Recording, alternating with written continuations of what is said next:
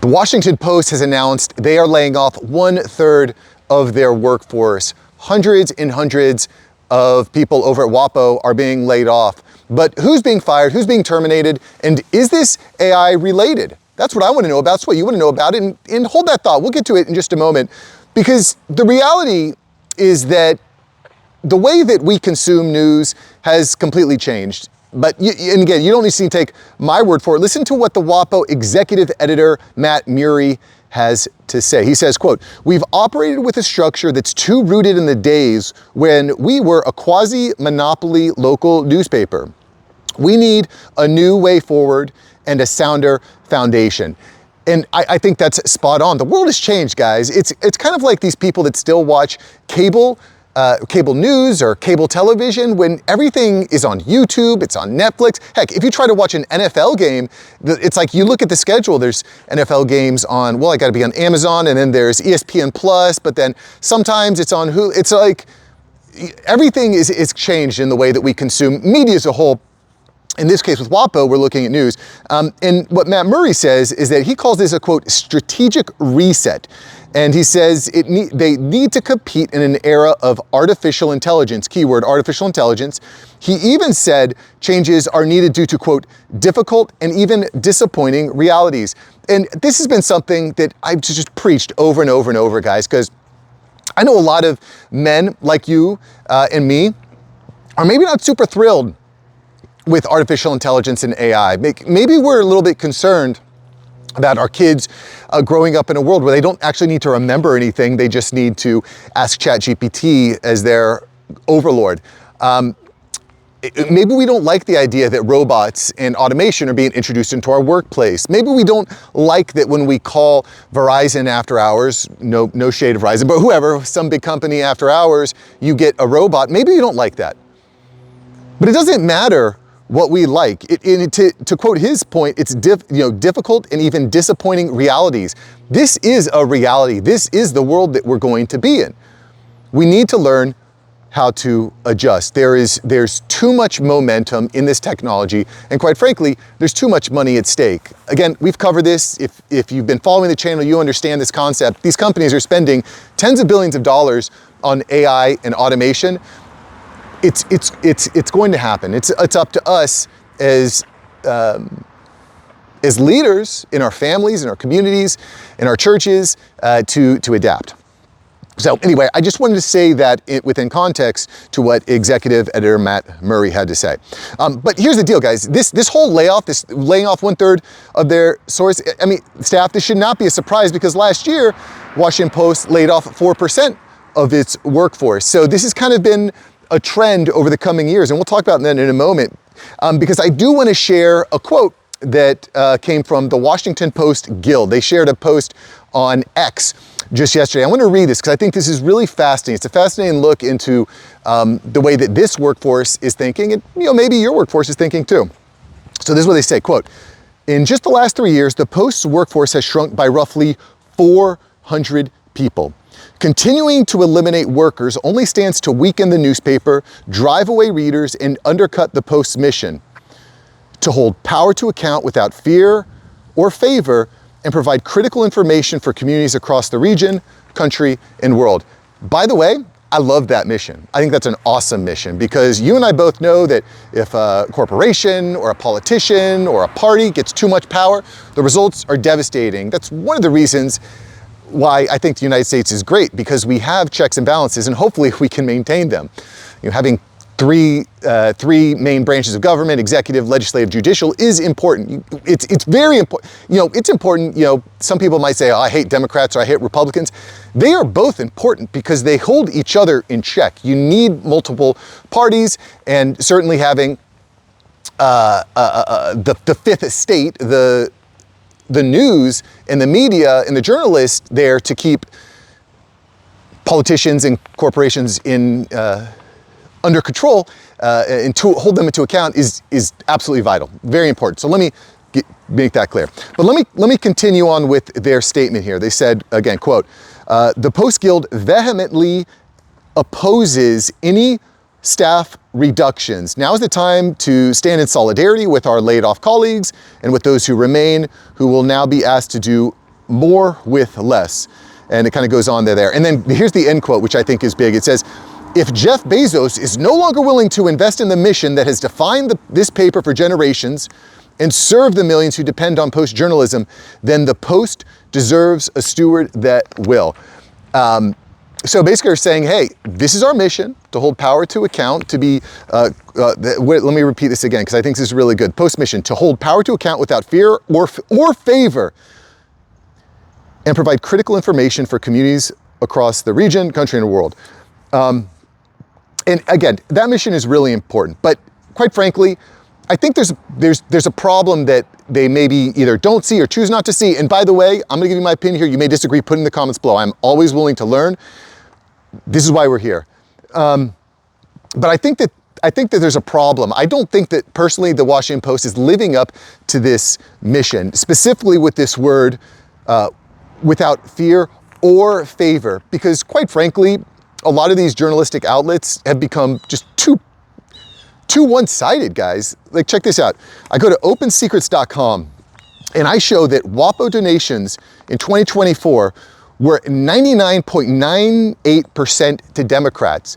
They're all left-leaning. They're all Democratic. I can't watch that.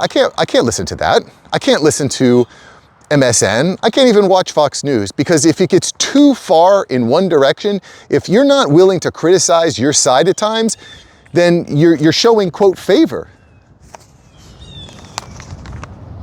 You know, that's it. I actually appreciate what CNN has been doing recently by bringing on you've got some left-leaning panelists, you've got some right-leaning panelists, and let the best idea win. Let them duke it out. Let them duke it out. I think it's really important. And I don't subscribe to WaPo, but when I saw that information from Open Secrets, I thought it was fascinating and I wanted to share it with you here. There's also links below so you can go investigate and check it out yourself.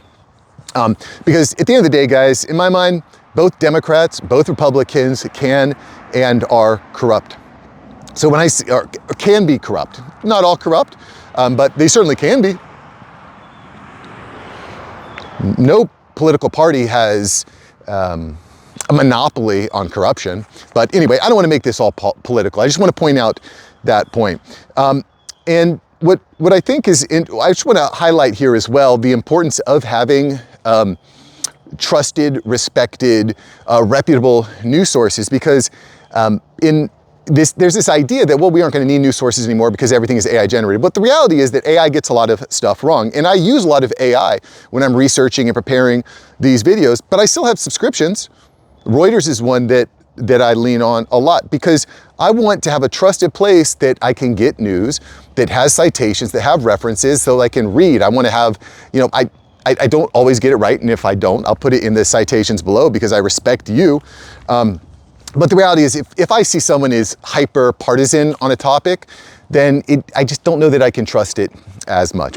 The flip side though here, and I think this is an interesting point from the other side, the WaPo side here, is that there's a lot of criticism against Bezos for having a, quote, ill-conceived decision. And this comes from the Washington Post journalist. And what's interesting here is that in the fall of 2024, Bezos made the call to kill an endorsement for Kamala Harris as president. And as a result, it led to hundreds of thousands of Washington Post subscribers axe their subscription. So in 2024, just a couple of years ago, they lost hundreds of thousands of subscribers. That is a big deal. But the reality is we come back to the idea of without fear or favor. If your mission is to provide, hold truth to power, or hold truth to power without favor, by endorsing a president, it kind of shows your favor. So it's a little bit backwards. Regardless, if you make a decision that burns hundreds of thousands of subscribers, that ain't good for business. And just as a quick side note on the channel, on this channel, there is a problem when it comes to audience capture. And I know that I'm probably gonna lose some subscribers from this video because you may not agree with me on some of my points here, and that's okay. Because the problem here is when you're in the media, when you are creating content, when you become too captured to your audience, when you're afraid to say something that might upset or make people disagree with you, well, then it's going to skew what you say and what you cover. I had a video the other day where I was talking about the H-2B visa program, and someone in the comments said, Mark, you're being way too easy on them. This isn't right. And I said, well, I'm not necessarily sold either way. I think that there's different ways to look at this. We live in a social media landscape where if you come out really hard against someone, or at a topic, and you're really vocal and you're angry and you're upset, that sells. People buy that. People like that. But that's not what we're about here. That's not what I'm about. I don't want to facilitate that. I respect you too much as a viewer to lie to you, to say something that I don't think is true just so that you'll watch the videos. I'm not willing to do that. So, anyways, I think that was an interesting choice. I just wanted to kind of highlight that idea between what happened at the Washington Post over the last 24 months so that you could kind of see the both sides, because I think that that's important. The reality, though, again, is these news companies, they've been in trouble for years thanks to the internet. And the Washington Post, in fact, has seen a massive decline in digital readership. And in 2023, they saw a $100 million loss. They lost a lot of money in 2023. And by the way, that last stat about the backing of Kamala Harris, what they decided to do and led to hundreds of thousands of down subscribers, that was in 2024. So, they've been bleeding subscribers long before that. Because the reality is that the way we consume media has changed a lot. So what's happening at WaPo? Well, they're closing their sports desk, their book section, and they're suspending their podcast, which, by the way, I think is really interesting. It does not cost a lot of money to produce a podcast. So, how much money are you saving by ending your podcast? It just must be doing absolutely horrible, that podcast. Which is also an interesting point for, in prior life, I was running a podcast agency. I still have some clients that are grandfathered in. I'm not taking on new clients for that now. But, nowadays, if someone asks me, hey, should I start a podcast? I'm almost always saying no, because it's very difficult to get a return on that investment. And it's just very hard. On this channel alone, I've got almost 2,000 videos that I've recorded on this channel, and people say stuff like, oh, well, you're just some guy walking around talking about this stuff. And I'm not just jumping onto a trend. I've been doing this for years. So anyway, so they're closing that down. In fact, their international desk is going to shrink dramatically. Their metro section has dropped down from 40 journalists to 12 members. So just huge, huge changes at Washington Post. And frankly, I think all the newspapers are kind of going through this right now. But what does that mean to you? You might not be in news, you might not be a journalist. What is it? Why should you care? Well, there's a few lessons here.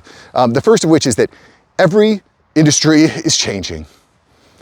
Everyone must adapt. This is absolutely crucial. Just over the past weeks, we saw Don Lemon go mega viral. He's probably bigger than he's ever been, thanks to the way that Twitter and TikTok and YouTube work. Nick Shirley went super viral on X. These guys are just, Don Lemon used to work CNN, but he's bigger than ever now. Why? Because of the way that distribution works on the internet. You don't need to have some expensive news network to become famous, to build a big audience. You just don't need it anymore. The industry is changing. You must adapt all across the place. The other lesson I think of here, and we kind of brought it up here, is this Washington Post problem related to trust, failure to have trust of their audience? Is it a failure to adapt to new technology? I mean, they had a podcast, but is that enough? Is it a failure to speak to their audience the right way? Let me know in the comments below. What do you think? What do you think? Be nice to each other too, guys, because we're all here to learn and grow and feed our families to remain. We are men that want to be relevant, respected, and financially free during the AI age. And Lord knows things are moving very, very quickly. What I will say here, additionally, another lesson here is that as revenue drops, businesses are left with tough decisions. One of those big ones is who stays and who has to go. Because the reality is, if there's not money coming in, there's not going to be money for anyone. And again, I want to bring this back to this idea that the Washington Post Guild share. They said, if Jeff Bezos is no longer willing to invest in the mission, guys, you're losing hundreds of thousands of dollars, or excuse me, you're losing tens of millions of dollars each year. That's not sustainable. That's not sustainable. Again, you may not like this. It may be an uncomfortable reality, but the reality is, if you're running a business that is bleeding out, hemorrhaging out tens of millions of dollars annually, something's going to have to give. Something's going to have to be good. Tough decisions are going to be made. And the reality, and we spoke about this a lot over the past few weeks. Business is math. It's a math equation. Objectively, quantitatively, can you show how your role in an organization impacts and creates more cash flow? How do you create more value? This is not just about saying, well, I do this and I feel good about it. This is about, if I was to be subtracted, what would be the financial loss? What would be the financial gain? Because at the end of the day, big companies in particular look at everything like it's math. It doesn't matter how friendly you are with Rebecca in HR. It just doesn't matter. At the end of the day, it's going to be a numbers game. And all these companies are going to be looking to see where they can fit AI in. That's it. That's it. I mean, you just look at, for example, quantitatively, why would they let go of the sports desk at WaPo? Well, or the book section. All that stuff is trackable. They know how many people are landing, which subscribers. They can track by IP, which IPs are landing on these channels. Where are we selling ads? Where are we getting the conversions? Where are we getting the traffic? All of that is measurable, guys. And if you're these guys, they absolutely need to be looking at this to understand what is the value that they're bringing. The reality is that if 80% of views are coming from 20% of the articles, they're just going to cover that 20% more. I sometimes, just a perfect example here, sometimes ask people come on the channel and say stuff like, Mark, why do you only speak to men? Why don't you speak to women? Are you chauvinistic? Are you, anti-woman or whatever? I'm like, A, I'm married. B, I have a young daughter. I love them tremendously. I wish them all the world. But it's a math problem. When I look at my math, over 90% of you guys are guys. Over 90% of viewers are guys. So I speak to you. That's it. It's a math game. And by the way, for all the females out there that watch, I love you. Thanks for being here. I appreciate you. It's important and you matter. And because again, at the end of the day, companies are asking themselves, and this is important, guys. If you hear one thing, companies are now asking themselves, who is aligned with the company and mission, the company mission? Who increases the value? And where does AI and automation play in? Guys, these are questions that every company is asking. These are companies you need to be asking yourself. And if I've said it once, I've said it 1,000 times. Test out the new software, build relationships, be public about where you're doing and where you want to go. All this stuff matters. I get a lot of DMs from people who say, Mark, I love what you're doing with AI. I love what you're doing on YouTube. I'm keeping in touch. I want to stay in touch. Maybe we'll schedule some time, And because we're being public, learning, building community, getting on calls. In fact, I challenge you guys this a little while ago. One more challenge is call someone this week that you respect but you haven't spoken to in a while. Keep that connection fresh, okay? Get it done. Guys, if you like today's video, if you want to stay in touch, make sure you're subscribed. And if you like today's video, you will love yesterday's video where we talk about how Claude this AI agent, completely took over the internet and actually exposed tens of thousands of people to extreme fraud. Check out yesterday's video. I think you'll like it. I'll see you there, boys. Peace.